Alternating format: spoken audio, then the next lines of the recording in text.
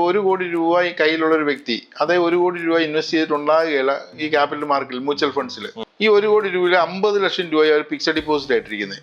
25 ലക്ഷം രൂപ വീട്ടിലെ വൈഫിന്റെ എല്ലാം ഗോൾഡ്. അതായത് വെറും 15 ലക്ഷം 20 ലക്ഷം രൂപ മ്യൂച്വൽ ഫണ്ട്സിൽ ഇൻവെസ്റ്റ് ചെയ്ത് രാവിലെ ഒരു CNBC നോക്കിക്കൊണ്ടിരിക്കുക. ഇതിപ്പോ മനുഷ്യനെ ഏതെങ്കിലും 10-15 ലക്ഷം രൂപ മ്യൂച്വൽ ഫണ്ട് ഇട്ടിട്ട് അവർക്ക് ഉറക്കമില്ല.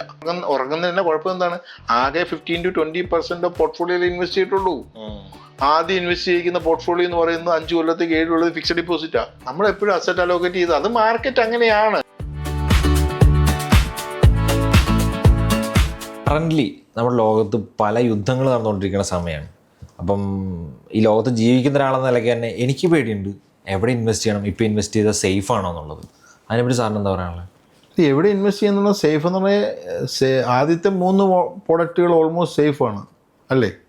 റിയൽ എസ്റ്റേറ്റ് സേഫായിട്ട് തന്നെ ഇൻവെസ്റ്റ് ചെയ്യുന്നത്, 2 ഗോൾഡ്, 3 ഫിക്സഡ് ഡിപ്പോസിറ്റ്, റിസർവ് ബാങ്കിൻ്റെ ബോണ്ട് ആണെങ്കിലും ബാങ്കിൽ FD ആണെങ്കിലും എല്ലാം സേഫ് അല്ലേ?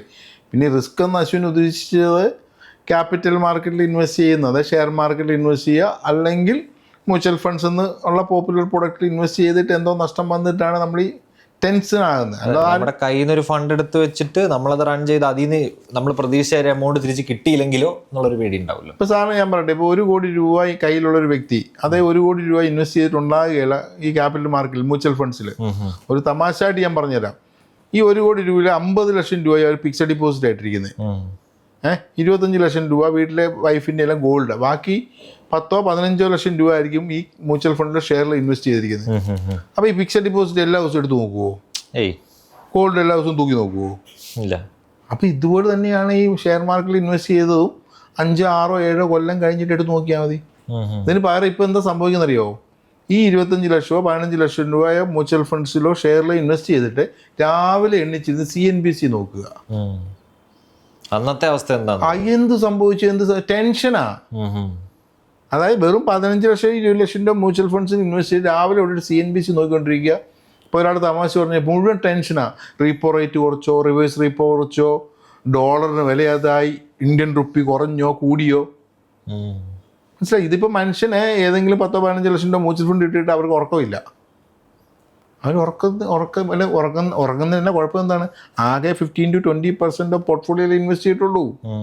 ആദ്യം ഇൻവെസ്റ്റ് ചെയ്യുന്ന പോർട്ട്ഫോളിയോ എന്ന് പറയുന്നത് 5 കൊല്ലത്തേക്ക് 7 കൊല്ലത്തേക്ക് ഫിക്സഡ് ഡിപ്പോസിറ്റാ. ഗോൾഡ് ആരും തൂക്കി നോക്കുന്നില്ല ഡെയിലി.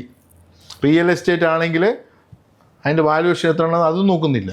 അതാണ് ഒരു സ്ട്രാറ്റജിക്കൽ ഇൻവെസ്റ്റ്മെന്റിന്റെ ഗുണമാണ്. അതാണ് നമ്മളെപ്പോഴും അസറ്റ് അലോക്കേറ്റ് ചെയ്ത് അത് മാർക്കറ്റ് അങ്ങനെയാണ്. ഞാൻ ഇപ്പോൾ അശ്വിനോട് ഒരു കാര്യം ചോദിക്കട്ടെ, ഇവിടുന്ന് മൂന്നാറിന് പോയി കഴിഞ്ഞാൽ കയറ്റം മാത്രമുള്ള ഇറക്കമുണ്ടോ? രണ്ടുമില്ലേ? മഴ ഫ്ലാറ്റ് ആയിട്ടുള്ള സ്ഥലം കൂടെ ഉണ്ട്. അതാണ് ഷെയർ ക്യാപിറ്റൽ മാർക്കറ്റ്. നമ്മളിവിടുന്ന് ഇപ്പം മൂന്നാറിന് ഇടുക്കിക്ക് പോയെങ്കിൽ നല്ല ഹെയർ പിൻ വളവ് കയറി അത് മാർക്കറ്റ് കയറി മേളിൽ നിൽക്കും. പിന്നെ എന്താ സംഭവിക്കുന്നത്? തിരിച്ച് എറണാകുളത്തിന് വരണമെന്നുണ്ടെങ്കിൽ ഇറങ്ങിയേ വരാൻ പറ്റുള്ളൂ. ഇത് തന്നെ ഷെയർ ചില സ്ഥലങ്ങളിൽ നമുക്ക് കാണാം ഇങ്ങനെ ലെവലായിരിക്കും. അതാണ് ചിലപ്പോൾ മാർക്കറ്റ് മേളിലും പോവില്ല താഴെയും പോവില്ല. ഇപ്പം എന്താ സംഭവിച്ചുകൊണ്ടിരിക്കുന്നത്? ഇടുക്കിയിൽ നിന്ന് താഴോട്ട് വരുന്നവർ ചൂന്ന് താഴോട്ട് വരികയാണ്. അത് വന്ന് എവിടെ നിൽക്കും? ഒരു പരന്ന നിലയിൽ നിന്നിട്ട് വീണ്ടും അത് കയറിപ്പോവും. എപ്പോൾ കയറും എപ്പോൾ ഇറങ്ങും എന്നുള്ളതൊന്നും ആർക്കും അറിയില്ല.